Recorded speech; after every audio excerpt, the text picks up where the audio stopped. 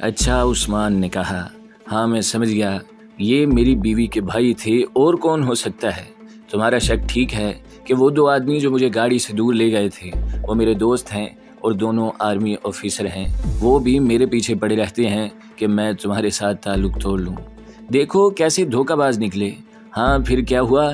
फिर ये हुआ, लूसी ने कहा, मैंने तुम्हें फ़ोन किया, मेरा ख्याल था कि तुम मेरी आवाज़ से शक में पड़ जाओगे कि मैं घबराई हुई सी हूँ, लेकिन तुम मेरे फ़ोन को सही समझ बैठे।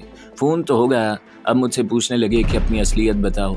वो मुझ पर शक कर रहे थे कि मैं जासूसों के किसी गिरोह से ताल्लुक़ रखती हूँ और मेरी कोठी जासूसों का अड्डा है। देखो उस्मान, इससे ज़्यादा जलील इल्ज़ाम और क्या हो सकता है। मैंने रोना शुरू कर दिया, लेकिन वो तो बड़े ही बेरहम साबित हुए। मेरा ख्याल है ये बातें पूछने वाले तुम्हारे फौजी दोस्त थे। मैं जासूस या कुछ और होती तो इन्हें बताती, लेकिन वो मानते ही नहीं थे। उन्होंने मुझे उस कमरे से निकाला, बाहर ले जाकर गाड़ी में बिठाया और गाड़ी चल पड़ी। ये कमरा शहर से ज़रा बाहर है। वहाँ उन्होंने मुझे फर्श पर बिठाया। अब मेरे हाथ और पाँव रस्सियों से बंधे हुए थे और आंखों पर पट्टी बंधी हुई थी। मुझे ये कहकर सब चले गए कि अपनी असलियत बताओगी तो तुम्हें छोड़ देंगे। कमरे में एक पहरेदार छोड़ गए। फर्श पर एक कंबल बिछा हुआ था। मैं इस कंबल पर सोई। सिर्फ फर्श पर सोना ही मेरे लिए नाकाबिले बर्दाश्त था, लेकिन मेरे साथ जो सलूक हुआ इसे तुम भी बर्दाश्त नहीं कर पाओगे। लूसी ने उस्मान को भड़काने के लिए झूठ बोला। मेरे हाथ और पांव बंधे हुए थे। इस आदमी ने जिसे पहरे पर छोड़ गए थे मेरी आबरूरेज़ी शुरू कर दी, और इसने ये हरकत रात 2 दफ़ा की। मैं रस्सियों में जकड़ी हुई मज़ाहमत भी नहीं कर सकती थी। O dash it! उस्मान के मुंह से सख्त गुस्सीली आवाज़ निकली। I will shoot them, you bastard. हाँ, फिर क्या हुआ? फिर क्या बताऊं उस्मान? लूसी ने अपनी आवाज़ में रोने की कैफियत पैदा कर ली और कहने लगी, यही तो मेरी दौलत थी जो लूट गई। सुबह मेरे हाथ पांव और आंखें खोली गईं और इस पहरेदार ने मुझे नाश्ता करवाया। मुझे मालूम नहीं कि यह नाश्ता कहाँ से आया था। इसके बाद फिर मेरे हाथ पांव बांध दिए गए और इस पहरेदार ने दिन के वक्त फिर रात वाली हरकत की। रात आई तो एक की बजाय 4 आदमी आ गए। वो फिर मुझसे कहने लगे कि मैं कौन हूँ। मैं बहुत रोई। इन चारों ने मेरी आबरूरेज़ी की। इनमें तुम्हारे साले साहिबान भी शामिल थे। लूसी ने उस्मान को बताया कि वो किस तरह वहाँ से फरार हुई है। इसने वो चकमा तफसील से सुनाया जो इसने अकबर को दिया था। मैं अकबर को जानता हूँ, उस्मान ने कहा, वो इनका नौकर है। इसे तो मैं जान से मार डालूंगा। नहीं उस्मान, लूसी ने कहा, अपने आप पर काबू रखो। किसी को कत्ल करके फांसी पर चढ़ जाओगे, फिर मेरा क्या बनेगा? मैं ऑफिस से फारिग होकर सीधा तुम्हारे पास आऊँगा, उस्मान ने कहा। नहीं उस्मान, लूसी ने कहा, मैं कराची जा रही हूँ। कौन सी फ्लाइट से? अभी तो हम लोग इस्लामाबाद जा रहे हैं, लूसी ने झूठ बोला। अपनी गाड़ी पर जाएंगी। कल पहली फ़्लाइट से, वहाँ से मैं सीधी कराची चली जाऊँगी। हफ्ता 10 दिन तक वापस आ जाऊँगी। आते ही तुम्हें इतला दूँगी। लेकिन मेरे साथ जो सलूक हुआ है इसने मेरा जहन माऊफ कर दिया है। अब खुदा ही है जो मुझे नॉर्मल हालत में ले आए। मैं तो ऐसा महसूस करने लगी हूँ जैसे मैं तुम्हारे काबिल ही रही नहीं। ओ शट अप, उस्मान ने बड़े प्यार से गुस्से से कहा। मैंने तुम्हारे जिस्म के साथ मोहब्बत नहीं की। हमारी मोहब्बत रूहानी है। तुम ज़रा जल्दी आने की कोशिश करना। मैं तुम्हें कराची से फ़ोन करूँगी, लूसी ने कहा, और मैं जल्दी आने की कोशिश करूँगी, लेकिन तुम ये मालूम करने की कोशिश करो कि मुझे किसने अगवा किया था। उस्मान के हाथ ही नहीं, इसका सारा जिस्म कांप रहा था। गुस्सा इतना शदीद कि इसका दिमागी तवाज़न भी बिगड़ा जा रहा था। दफ्तर के अर्दली ने इसे आकर सलूट किया। क्या है उस्मान, बम की तरह फटा, जल्दी बोलो। अर्दली जिस काम के लिए आया था इसने बड़ी जल्दी बताया और इसी तेज़ी से उस्मान ने इसे जलता किया। वो तो अर्दली था, इसलिए खामोशी से चला गया। अगर कोई अफसर होता तो उस्मान से ज़रूर पूछता कि इसे क्या हो गया है। उस्मान भूल चुका था कि वो फ़ौजी अफसर है और इस वक्त ब्रिगेड हेडक्वार्टर में बैठा बड़ा अहम काम कर रहा है, लेकिन इसके जहन में अहमियत और अव्वलियत का मामला उलट हो गया था। वो जिसे मैदानी जंग में मरने और मारने की ट्रेनिंग दी गई थी, वो मरने और मारने के लिए तैयार हो गया था, लेकिन मैदानी जंग में नहीं बल्कि शहर की सड़कों पर और कोठियों में। एक मशकूक लड़की ने इसके जज्बात के बारूद में चिंगारी रख दी थी। वो भूल गया था कि वीना इसकी बीवी और इसके बच्चों की माँ है। मेजर समी और कैप्टन आसिफ इसके दोस्त हैं। इन सब को इसने दुश्मन समझ लिया था। इसे ये सवाल परेशान करने लगा, क्या मेजर समी और कैप्टन आसिफ लूसी के अगवा में शामिल थे? वो तस्वर में इस मंजर को लाया जब वो समी और आसिफ के साथ अपनी गाड़ी से कुछ दूर चला गया था और इसने वहाँ से लूसी को गाड़ी से निकलते देखा और दूसरी गाड़ी तक जाते देखा था। उस वक़्त मेजर समी इसे अपनी एक प्रॉब्लम बता रहा था। उस्मान ने इस गाड़ी को जाते देखा जिसमें लूसी बैठ गई थी। उस्मान समी की पूरी बात सुने बगैर अपनी गाड़ी की तरफ चल पड़ा था। इसके जहन से ही निकल गया था कि समी इसे क्या कह रहा था। समी और आसिफ इसके पीछे पीछे उस तक पहुंचे थे। वो तो चली गई है यार, उस्मान ने खिसियाना सा होकर कहा था। बड़ी घटिया लड़की साबित हुई, समी ने कहा। इसने तुम्हें ये बताने की भी ज़रूरत महसूस नहीं की कि वो किसी और के साथ जा रही है। चलो जाने दो, कैप्टन आसिफ ने कहा। वो तुम्हारी फ्रेंड है, कल मिल जाएगी। तुम समी की बात सुन लो और कुछ करो, ये बहुत परेशान है। उस्मान जाहिर तो ये कर रहा था कि उसने लूसी के इस तरह चले जाने को महसूस नहीं किया, लेकिन वो गुस्से को दबाने की कोशिश कर रहा था। इस लड़की को वो अपनी मलकियत समझता था और इस पर इस तरह हुक्म चलाता था जैसे वो इसकी ज़र खरीद लौंडी हो। वो समझता था कि लड़की इसे दिलो जान से चाहती है। इसकी वो रुपए पैसे तोहफ़ों और होटलों में लंच और डिनर की सूरत में कीमत अदा कर रहा था। वो इस हकीकत को कबूल करने के लिए तैयार ही नहीं था कि इस लड़की को इन्हीं अय्याशियों के साथ दिलचस्पी है, और फिर एक दिलचस्पी ये भी है कि वो फौजी अफसर है, ब्रिगेड हेडक्वार्टर में जिम्मेदार पोस्ट पर लगा हुआ है, इसलिए कीमती राज दे सकता है। लड़की ने एक्टिंग में इस पर तिलिस्म तारी कर रखा था। दफ्तर में बैठे बैठे वो लूसी के अगवा के वक़्त को याद कर रहा था। मेजर समी और कैप्टन आसिफ ने ऐसी कोई बात नहीं की थी कि तुमने किसी बदतमीज़ लड़की के साथ याराना लगा रखा है जो तुम्हें बताए बगैर किसी और के साथ चली गई है। कैप्टन आसिफ ने भी कुछ नहीं कहा था। आसिफ ने इतना ही कहा था कि समी की प्रॉब्लम सुनो और इसका कुछ करो। उस्मान को ख्याल आया कि ये दोनों अगवा में शामिल होते तो कुछ और तरह की बातें करते। वैसे भी वो ऐसे बुरे करैक्टर के आदमी नहीं, लेकिन जब उस्मान को अख्तर और अमजद का ख्याल आया तो इसके अंदर से गुस्से शोले की तरह उठे, और जिस तहम्मुल से इसने सोचना शुरू कर दिया था वो तहम्मुल जल कर राख हो गया और इसका वजूद एक बार फिर कांपने लगा। इसने इसी गुस्से में ऑपरेटर से मेजर समी का नंबर मिलाने को कहा। मेजर समी फ़ोन पर मिल गया। उस्मान ने इसे इतना ही कहा कि आज 3 बजे मैं तुम्हारे पास आ रहा हूँ, कैप्टन आसिफ को भी बुला लेना। 3 बजे उस्मान मेजर समी की यूनिट के ऑफिस में पहुंच गया। समी और आसिफ इसके इंतज़ार में बैठे थे। उन्होंने उसी बेतकल्फ़ी और खुशगवार मूड में उस्मान का इस्तकबाल किया जिस तरह वो किया करते थे। उस्मान ने जवाब में रस्मी तौर पर भी ऐसी मिजाजी खुशगवारी का इजहार न किया। अगर समी और आसिफ अपने हाथ आगे न करते तो उस्मान इनसे हाथ भी न मिलाता। वो इस तरह कुर्सी पर बैठ गया जैसे बड़ी लंबी मुसाफत पैदल तय करके आया हो। खैरियत, मेजर समी ने पूछा। क्या बात है, मालूम होता है? मेरा ख्याल है तुम्हें मालूम है, मेजर उस्मान ने दबी सी आवाज़ में कहा। मुझसे क्या पूछते हो? Come on speak up Usman, major Sami ने चौंक कर कहा और उठकर उस्मान के करीब चला गया।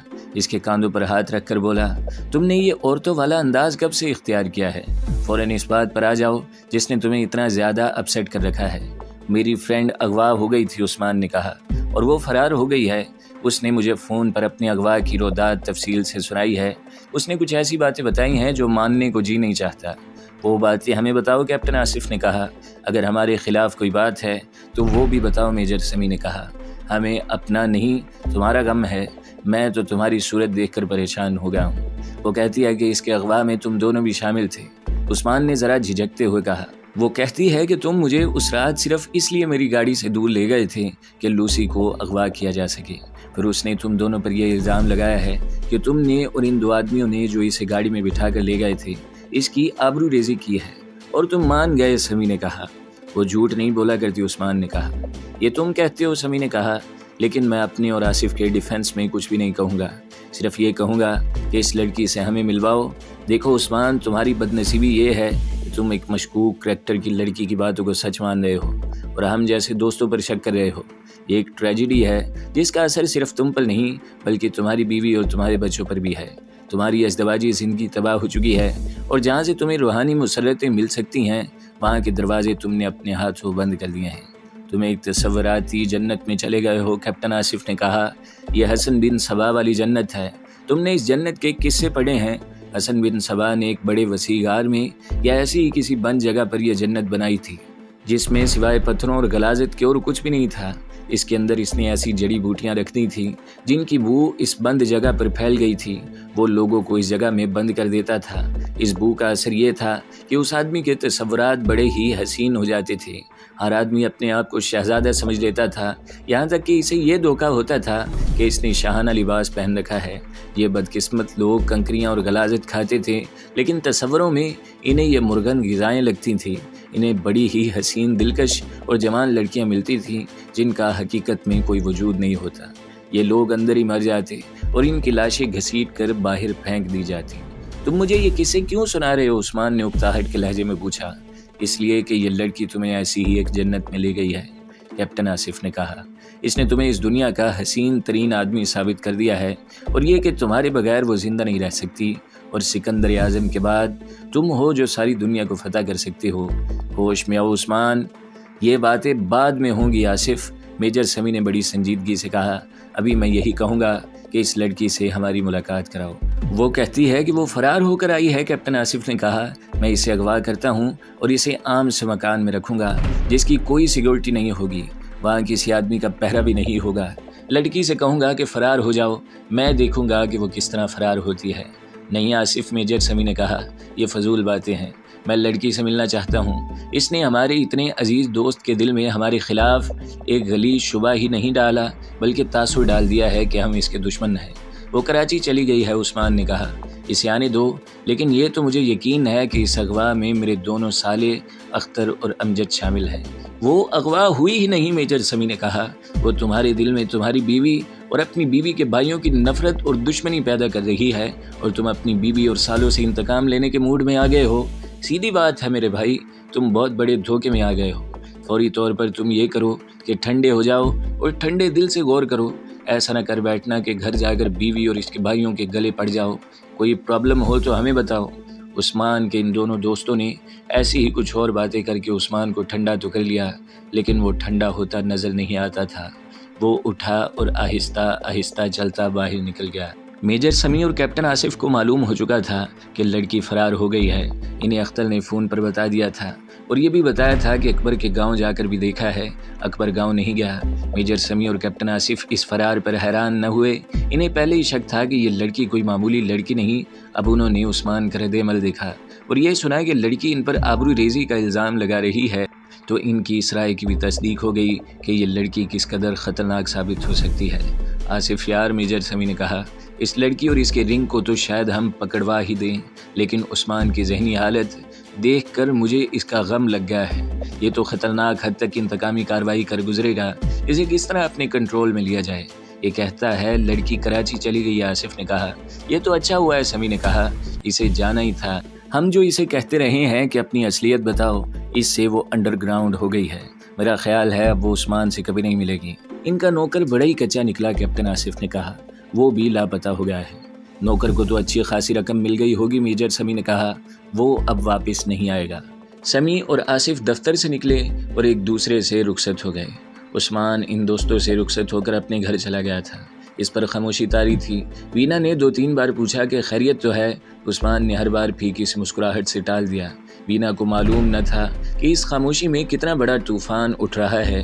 رات خیریت سے اور خاموشی سے گزر گئی۔ صبح عثمان وردی پہن کر جانے لگا تو اخبار آ گیا۔ عثمان نے کھڑے کھڑے اخبار کی سرخیاں دیکھیں، پھر اندرونی صفحے الٹے اور ایک خبر پر اس کی نظر ٹھہر گئی۔ وینا، عثمان نے اپنی بیوی کو بلایا، یہ فوٹو پہچانو۔ وینا اخبار میں خبر کے ساتھ چھپی ہوئی فوٹو کو دیکھنے لگی۔ خبر یہ تھی کہ ایک لاش نہر میں بہتی ہوئی نکالی گئی ہے۔ خبر میں عوام سے کہا گیا تھا کہ اس لاش کو پہچانیں اور یہ جس کسی کا بھی آدمی ہو وہ فلاں ہسپتال کے مردہ خانے میں آ کر لاش شناخت کرے اور لے جائے۔ خبر کے ساتھ مرنے والے کے چہرے کی بڑی صاف فوٹو تھی۔ یہ تو ہمارا نوکر اکبر لگتا ہے، وینا نے کہا۔ وہی ہے، عثمان نے کہا اور اخبار وینا کے ہاتھ میں چھوڑ کر اپنے دفتر کو روانہ ہو گیا۔ اس کے جانے کے بعد وینا نے اپنے گھر فون کیا اور اختر کے ساتھ بات کی۔ میں دیکھ چکا ہوں، اختر نے کہا، یہ اکبر کی ہی لاش ہے۔ میں ہسپتال جا رہا ہوں، لیکن میں یہ نہیں بتاؤں گا کہ یہ ہمارا نوکر ہے۔ اس نے ہمیں دھوکہ دیا ہے۔ ہو سکتا ہے دھوکہ ہی نہ دیا ہو، اس لڑکی کے ساتھیوں نے اسے قتل کیا ہو، لیکن میں اس لاش کو کلیم نہیں کروں گا۔ فون پر کوئی اور بات نہ کرنا۔ اختر اور امجد ہسپتال چلے گئے اور متعلقہ اہلکاروں کی رہنمائی میں مردہ خانے میں گئے اور لاش دیکھی۔ وہ ان کے نوکر اکبر کی لاش تھی۔ ان دونوں بھائیوں کو بتانے والا کوئی نہ تھا کہ یہ بدقسمت انسان اپنی بہنوں کی شادی کرنے کے 20,000 کے لالچ میں اس لڑکی کے چکمے میں آ گیا تھا۔ 20,000 کے لالچ میں مارے جانے والے اکبر کی لاش لاوارث قرار دے دی گئی۔ اس کے نصیب میں کفن نہیں تھا، جنازہ بھی نہیں تھا۔ 20,000 کے تصور نے اسے کیا کیا خواب دکھائے ہوں گے۔ تصوروں میں اس نے بہنوں کی ڈولیاں اٹھتی دیکھی ہوں گی، مگر بہنیں اس کے انتظار میں دروازے پر کھڑی اس کی راہ دیکھ رہی ہوں گی۔ ان غریب لوگوں نے کہاں اخبار دیکھنا تھا کہ انہیں پتہ چلتا کہ بہنوں کی ڈولیاں اٹھوانے والا اس کا جنازہ اٹھ گیا ہے۔ نہ انہوں نے اخبار دیکھا، نہ انہیں کسی نے بتایا کہ ان کے بھائی کی لاش ہسپتال کے مردہ خانے میں پڑی ہے۔ 2-3 दिनों बाद एक मेडिकल कॉलेज से अस्पताल वालों को डिमांड मिली कि कॉलेज में 1-2 लाशों की ज़रूरत है। मेडिकल स्टूडेंट्स के लिए कॉलेजों में लाशें रखी जाती हैं और स्टूडेंट इन लाशों को चीर फाड़ते हैं। और ये देखो, एक मेडिकल कॉलेज का प्रोफेसर अकबर की लाश का सीना चीर कर और दिल बाहर निकाल कर क्लास को दिखाते हुए कह रहा था, ये है दिल, मैं इस दिल की डाइसेक्शन करके तुम्हें इसके मुख्तलिफ हिस्से और इसकी कारकर्दगी समझाऊंगा। सर, एक अमीरजादे और नालायक स्टूडेंट ने अज़रा मजाक पूछा, पहले हमें दिल का वो खाना दिखाएं जिसमें ख्वाहिशात होती हैं और फिर हमें वो खाना दिखाएं जिसमें मोहब्बत होती है। क्लास ने कहका लगाया। प्रोफेसर के चेहरे पर गुस्से के आसार नमूदार हुए। इसने गुस्सीली निगाहों से उस लड़के की तरफ देखा जिसने ये सवाल पूछा था। जब इसने देखा कि ये लड़का कौन है और किसका बेटा है तो इसके चेहरे से गुस्से के तासुरात साफ हो गए। उसे ख्याल आ गया कि ये लड़का इस ख़ानदान से ताल्लुक़ रखता है जिसने वज़ीर पैदा किए हैं और सियासी लीडरी इनका आबाई पेशा है। दिल गोश्त का एक टुकड़ा होता है, प्रोफेसर ने खिसियाना सा होकर कहा, इसमें कोई ख्वाहिश नहीं होती। ख्वाहिशात, मोहब्बत और नफ़रत जहन में होती है और जहन दिल की तरह गोश्त का लोथड़ा नहीं होता। अमीरों के घरों में नौकरी चाकरी करने वाले गरीब आदमी की चीरी फाड़ी हुई लाश डॉक्टरी की तालीम हासिल करने वाले अमीरजादों के लिए मजाक का जरिया बनी रही। एक लड़के ने इसका दिल अपने हाथ में लेकर देखा और अपने सामने टेबल की दूसरी तरफ खड़े लड़के की तरफ फेंका। कुछ दिनों तक अकबर की लाश मुख्तलिफ क्लासों के लड़कों लड़कियों के हाथों चीरी फाड़ी जाती रही और टुकड़े टुकड़े होकर गायब हो गई। इसे लूसी के पहरे पर बिठाने वाले इससे लाताल्लुक़ हो चुके थे।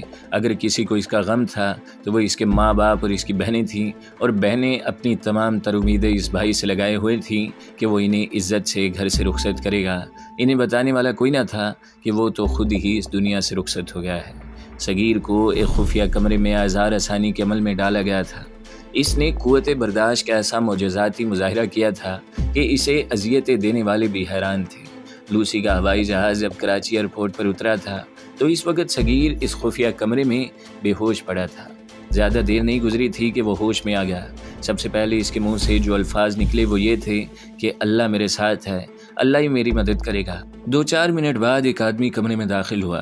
मेरे जिस्म के टुकड़े कर दो काफरो, सगीर ने करबनाक सी आवाज़ में कहा, मैं तुम्हारे रास्ते पर नहीं चलूँगा।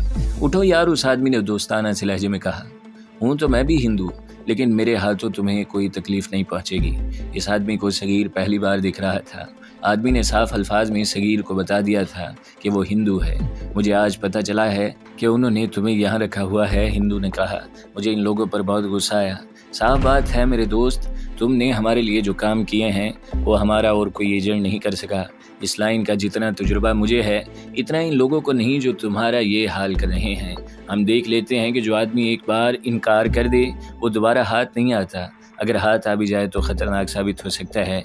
मैं यहाँ होता तो तुम्हारे साथ एक मुआहदा करके तुम्हें इज्जत से रुखसत कर देता। ये बेवकूफ़ लोग हैं।